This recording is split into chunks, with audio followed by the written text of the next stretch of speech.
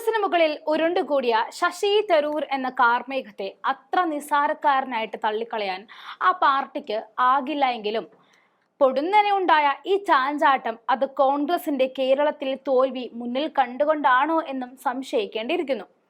അതോ വലിയൊരു ഓഫർ കിട്ടിയിട്ടാണോ എന്ന് ചിന്തിച്ചാലും തെറ്റില്ല. തരൂർ കോൺഗ്രസ് ഫൈറ്റിൽ ഒരു അന്തിമ തീരുമാനത്തിൽ എത്തിയിരിക്കുകയാണ് ദേശീയ നേതൃത്വം. ആ വശം മൈൻഡ് ചെയ്യേണ്ട എന്നതാണ് തീരുമാനം. അതായത് തരൂർ ഇനി എന്ത് പ്രകോപനം ഉണ്ടാക്കിയാലും ശ്രദ്ധിക്കാനോ മറുപടി പറയാനോ നിൽക്കണ്ട എന്നാണ് പറഞ്ഞിരിക്കുന്നത്. പുള്ളി അതങ്ങനെ പറഞ്ഞോട്ടെ എന്ന് കരുതി മിണ്ടാതിരിക്കാനാണ് തീരുമാനം.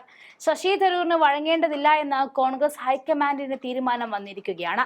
തരൂരിനെ പരമാവധി അവഗണിക്കുക എന്ന സമീപനം സ്വീകരിക്കാനാണ് കോൺഗ്രസ് ദേശീയ നേതൃത്വത്തിൽ ധാരണ ഉണ്ടായിരിക്കുന്നത്. തരൂരിന്റെ നിലപാട് സമ്മർദ്ദതന്ത്രമാണെന്നും ഹൈക്കമാൻഡിന്റെ വിലയിരുത്തൽ വന്നിരുന്നു. ശശി തരൂരിന്റെ പരസ്യ നിലപാടിൽ കടുത്ത അമർഷത്തിലാണ് ഇരുവിഭാഗം നേതാക്കൾ. തരൂർ ഒരു പാർട്ടിയെ വെല്ലുവിളിക്കുന്നതായിട്ടാണ് ഇവർ ചൂണ്ടിക്കാണിക്കുന്നത്. ശശി തരൂർ പ്രധാനമന്ത്രി നരേന്ദ്രമോദിയെ പ്രകീർത്തിച്ചത് പൊറുക്കാനാകില്ല എന്നാണ് ഇവരുടെ നിലപാട്.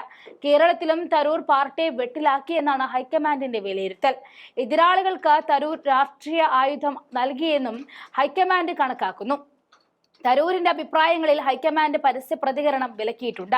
തരൂരിന്റെ വിമർശനങ്ങളെ പൂർണ്ണമായിട്ടും അവഗണിക്കുവാനും തരൂരിന്റെ നീക്കങ്ങൾ നിരീക്ഷിക്കാനുമാണ് കോൺഗ്രസ് നേതൃത്വത്തിന്റെ തീരുമാനം. കോൺഗ്രസിനെ തുറന്ന് എതിർക്കാനുള്ള ആർജവം ശശി തരൂർ കാണിക്കുന്നതിനുള്ള പ്രധാന കാരണം അപ്രസക്തമാകുന്ന കോൺഗ്രസ് പ്രസ്ഥാനത്തെ കൊണ്ടാണ്.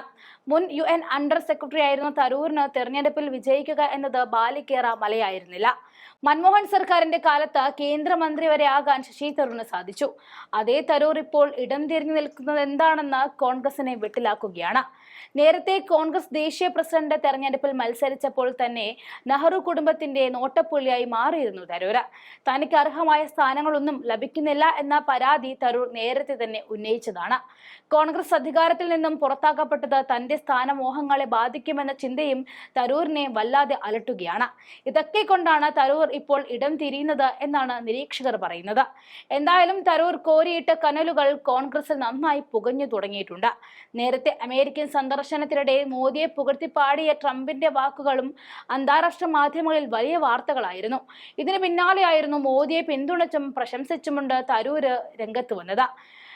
അമേരിക്കയിൽ വലിയ പരിഷ്കാരങ്ങൾ നടക്കുന്നതിനിടെ മോദിയുടെ സന്ദർശനം യാതൊരു ഗുണവും ഉണ്ടാക്കില്ല എന്നായിരുന്നു കോൺഗ്രസിന്റെ വിമർശനം. പിണറായി സപ്പോർട്ട് ചെയ്തും ആകെ കൺഫ്യൂഷൻ ഉണ്ടാക്കി തരൂരിന് മുന്നിൽ പ്രധാനമായിട്ടും നിൽക്കുന്നത് 3 വഴികളാണ്. ഒന്നില്ലെങ്കിൽ കോൺഗ്രസ് വിട്ട് BJPയിലേക്ക്, അല്ലെങ്കിൽ മുഖ്യമന്ത്രി കസേര മോഹിച്ച് ഇടതുപക്ഷത്തേക്ക് തിരിയുക. അതുമല്ലെങ്കിൽ സ്വന്തം പ്രാധാന്യത്തെ കോൺഗ്രസിൽ മാർക്കറ്റ് ചെയ്ത് അടുത്ത തിരഞ്ഞെടുപ്പിൽ ഒരു വിലപേശൽ. സ്വാഭാവികമായും മുഖ്യമന്ത്രി ആര് എന്ന ചോദ്യത്തിൽ ചെന്നിത്തലയും സതീശനും കടിവലി കൂട്ടുന്ന കോൺഗ്രസിനുള്ളിലേക്ക് തരൂർ ഒരു ചെക്ക് വെച്ചാൽ ഒരു പക്ഷേ സ്വീകരിക്കാൻ ഒരു സാധ്യതയും കാണാനുണ്ട്.